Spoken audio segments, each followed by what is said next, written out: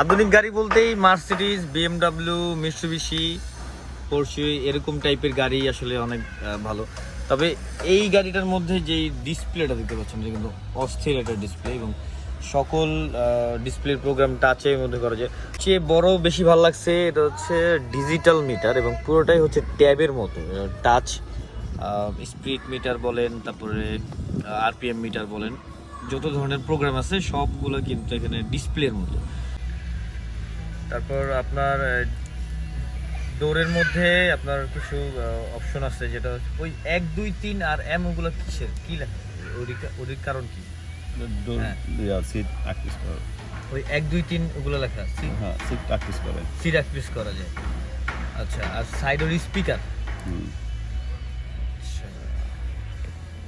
এই গাড়িটা অস্থির একটা গাড়ি, ভিতরে ড্যাশবোর্ড এবং ইন্টেরিয়র যে আসলে আপনাদেরকে দেখাতে পারলাম না তেমনভাবে, কারণ যিনি গাড়ি চালান ওনার একটু প্রবলেম আছে ভিডিওতে আসার, তো ওনাকে আর বিরক্ত করলাম না, তাই বাইরে থেকে ভিডিও করলাম। যেরকম এটা হচ্ছে মার্সিডিজ বেঞ্চ, মডেল নাম্বার আপনাদেরকে দেখাচ্ছি।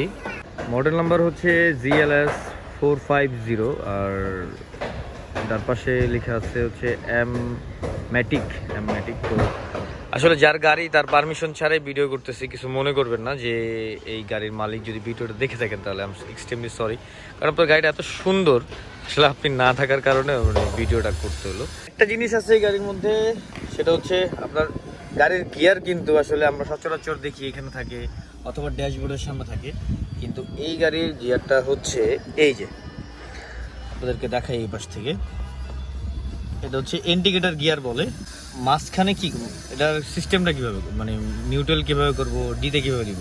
নিউট্রাল এটা স্টিচ দিলে আমরা গিয়ারটা টান দিলে নিচে করব, আর এটা পার্কিং করে, এটা পুশ করলে পার্কিং। আচ্ছা, সব অনেক গাড়িতেও কিন্তু পুশ করলে পার্কিং আছে।